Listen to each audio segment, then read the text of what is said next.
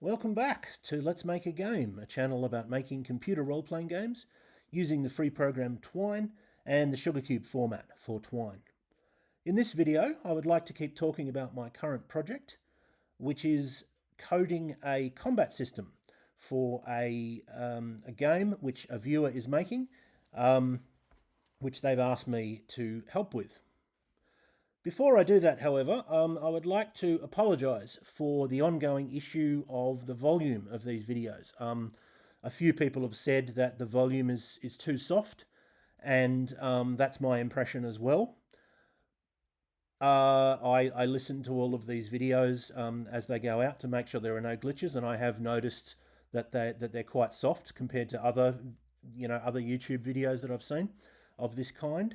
I have done some things to try and help with this. Most notably, I've changed the microphone that I use, but it does seem to still be a problem.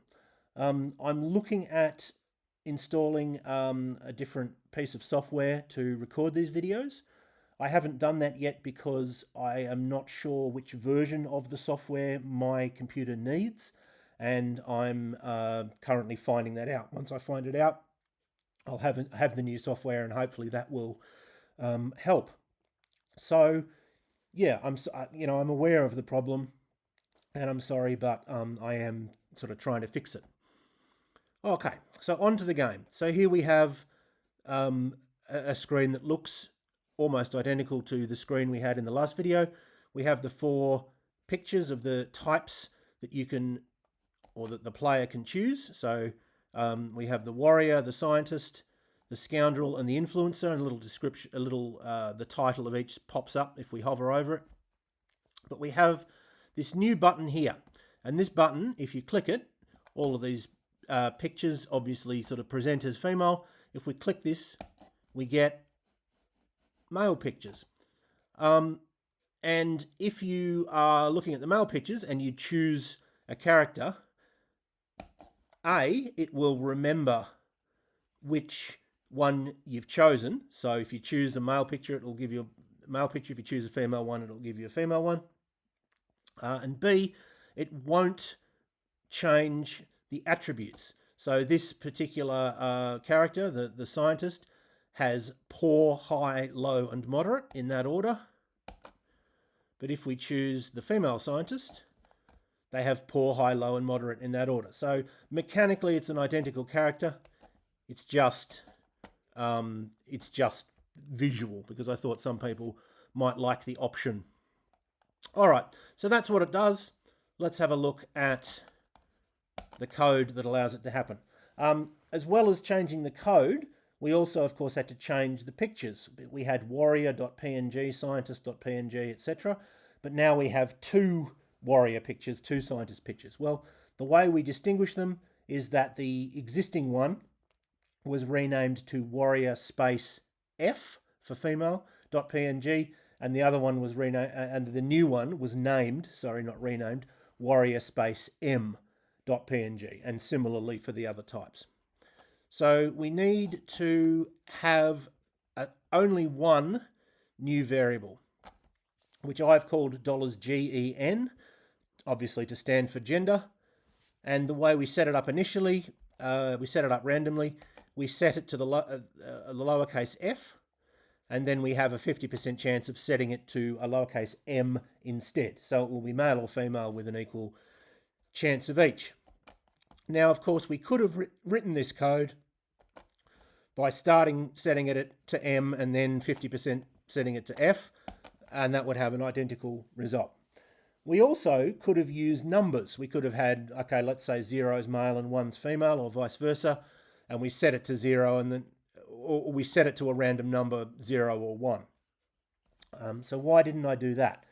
Well, I didn't do that because it seems to me that having a value of F or M makes it obvious which one's which.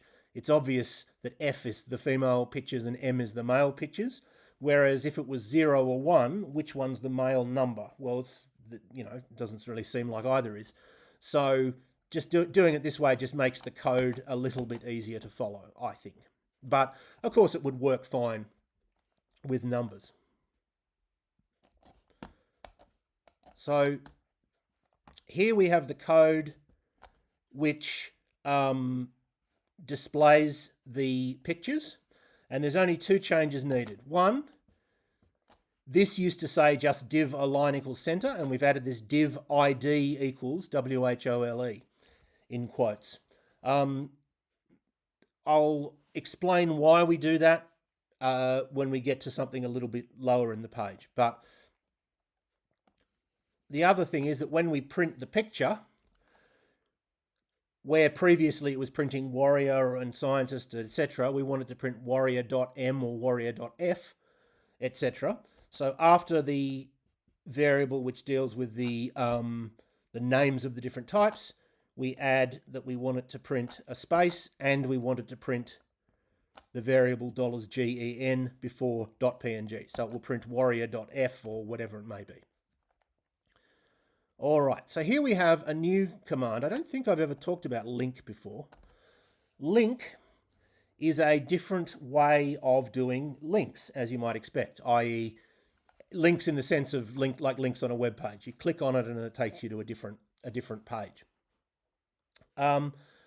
It does very similar things to what the other ways we've done do, if that makes sense.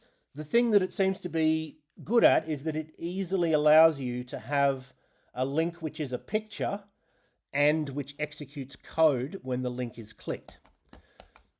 So let's go through this. We have, sorry, it didn't do what I thought it would do. We have less than link, that less than, that double less than, telling us that it is a command that is specific to Twine rather than being a HTML or JavaScript or something.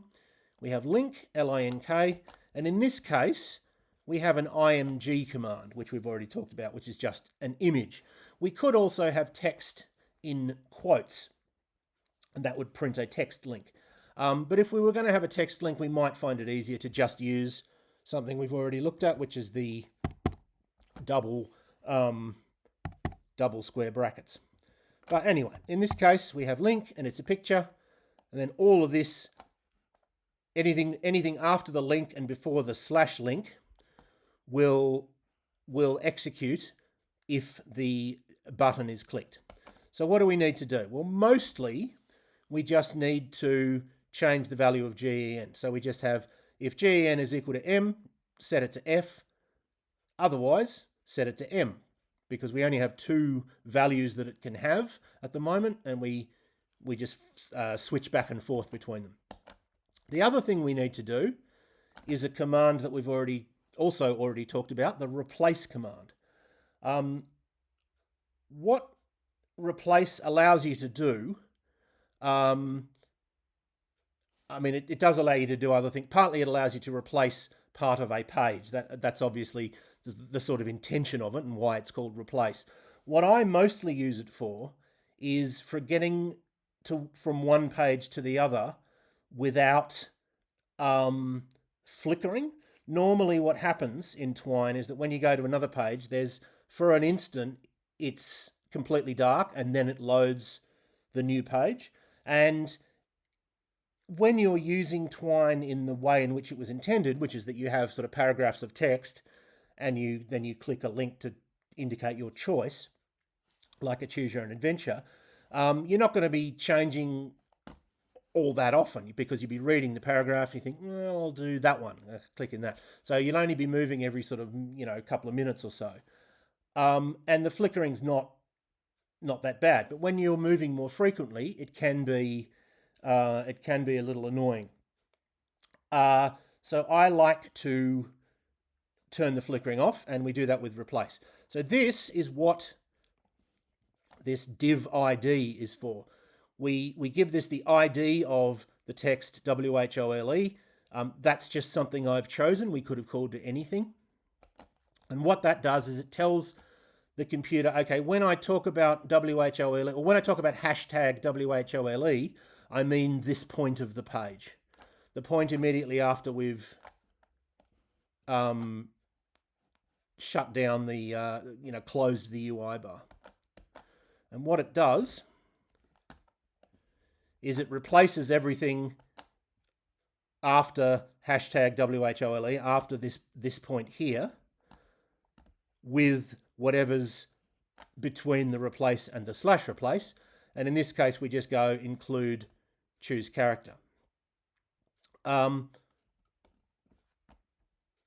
Technically, that will sort of run that script twice, as it were, but it's not noticeable, and so it's fine. If you were worried about that, you would probably just have this command on the initialize page before we get to this page, so it doesn't execute twice. But I mean, I don't notice anything happening because of that. It's probably sort of slightly more elegant coding, I guess, to put it in the previous one, and I'll probably do that in the version that I upload to itch.io. But as I say, it doesn't really make a lot of difference. It just finds that point and replaces everything after that with whatever's within here, and in this case, that's just the page, and that allows it to do to work without that flickering that you get by default. All right, so that is how that works. But you might say, well, what if I want more than two options? What if I want, for example, in this case, we might have 4 non-binary pictures. What if I want those as well? Or it might have nothing to do with gender. You might just have, let's say it's a fantasy game, I want to have 6 different pictures of each class. So for the warrior, I'll have a sort of knight-looking character. I'll have a sort of Conan the Barbarian-looking character. I'll have Red Sonja. I'll have, whatever, right? I'll have a few other sort of archetypes of fighters. And then for the wizard, I might have a witch. I might have a sort of traditional, pointy-hatted, long white beard wizard. I'll have, etc., etc. What if you want more than one? Well, let's look at the option of, let's say we have 3 options. Once you start getting sort of 4 or more, you might want to start using numbers instead of letters. But let's look at how you do letters, text, if you had 3 options instead of 2. So let's say that we want the non-binary ones to be N instead of F or M. And let's say we want it here, we want to start with F, M, or N, and we want to do that with equal probability. Well, there's 2 ways to do this. First of all, we have the code as it is here, and then we have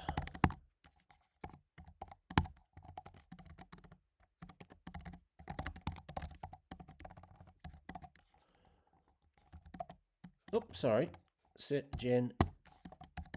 There we go. Oh my goodness. Okay, so what does this do? Well, it sets it to F. Then it has a 50% chance of setting it to M. So that at this point, it will be F or M with equal probability. Then it has a 1 in 3 chance of setting it to N. And I've used 0 to 2. I could equally use 1 to 3, and I've chosen 1. I could have chosen 0 or 2. The numbers exactly don't. The numbers, which number doesn't matter, as long as it's a 1 in 3 chance. So that means that it has a 1/3 chance of being set to N, and if it's not set to N, it will be set to F or M with equal probability, meaning that F or M has half of a 2/3 chance, because there's a 2/3 chance that it won't set it to this one. And then because they have an equal chance, they each have half of that 2/3, meaning a third. And if you had more options, if you wanted to do it this way, you'd then go if random 0 to 3 equals 1, set it to the next one, etc. And that would if you did it increasing this number by 1 each time, each one would have a different chance. But as I said, that gets quite clunky if you've got 8 options, so you might want to start working with numbers. If you were working with numbers, you would instead do something like this.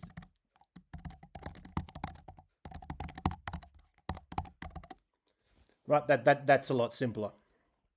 We just set it to one of the the range of numerical values that we've decided to use with an equal chance. Okay, so I'll delete that.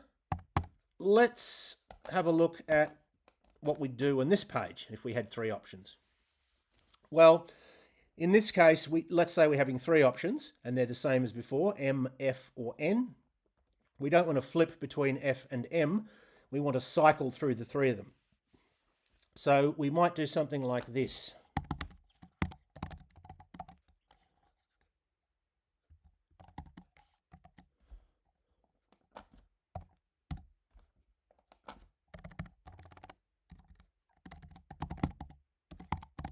Oh, actually, sorry, we don't need that. We're just else. Okay, so this is saying if it's equal to M, set it to F. Otherwise, if it's equal to F, set it to N. Otherwise, if it's not equal to either of those things, in which case it must be equal to F, set it to M. So it'll cycle between M, F, and N, and then back to M, F, and N. And of course, if you had more options, you'd have more else ifs. Cycling through the different options. But of course, if you're going to do that, you'd probably find it easier to work with numbers. So you would probably do something like this. Oh, goodness. Sorry. There we go.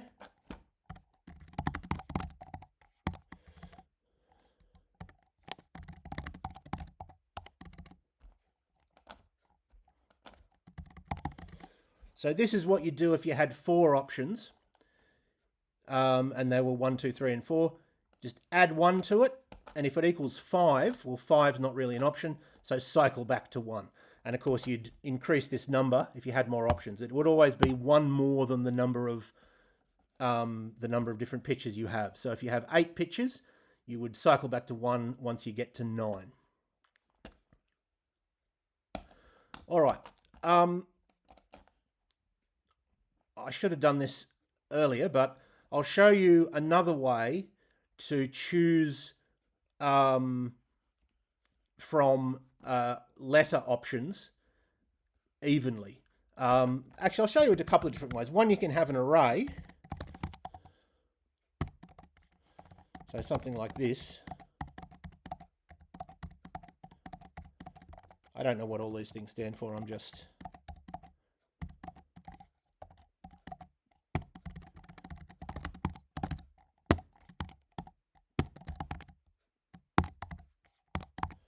Okay, so here's an idea if you have 5 different options. You have an array with the options in there, and we say we set $GEN equal to $A.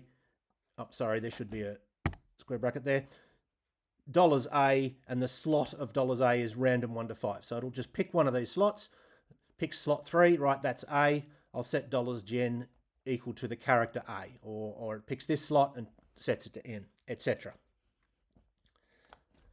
Here's yet another way you can do it.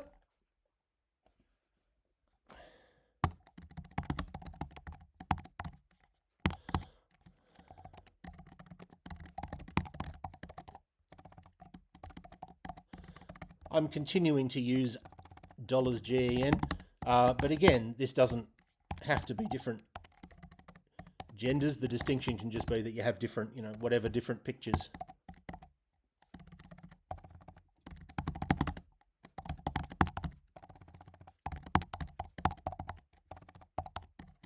Goodness me, my fingers are...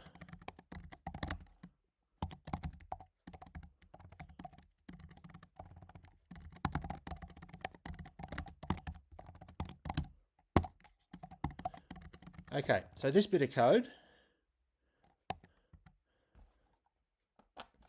and it's probably, again, it's probably easy to use an array, but this bit of code will choose between A, Z, M, and F with equal probability. If random 1 to 4 equals 1, set A, else if Note that we're using else ifs in this case, whereas in the previous one on this page it was two separate ifs.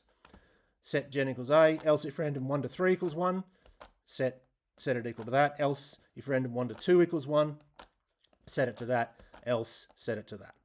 And if you work out the maths, you'll see that each of these has a 1 in 4 chance of being chosen.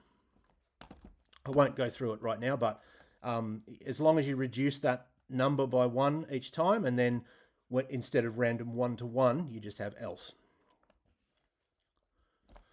All right. And that is how you cycle through different different picture options and have it change cleanly rather than have that flickering. So in the videos immediately to come, I'm probably going to look at coding the mechanics of the combat system. I'm probably going to, we still have that problem of the display. I haven't quite worked out how to display all the enemies in a sort of pleasing way and in a way that is clear, that shows you what's happening. But I'm probably going to leave that and just look at the mechanics of the actual system of rolling to see whether you hit and keeping track of damage and so on. So that's probably what's going to happen in the videos to come. But for now, I hope that was useful or interesting to at least some of you, and I hope you will tune in next time.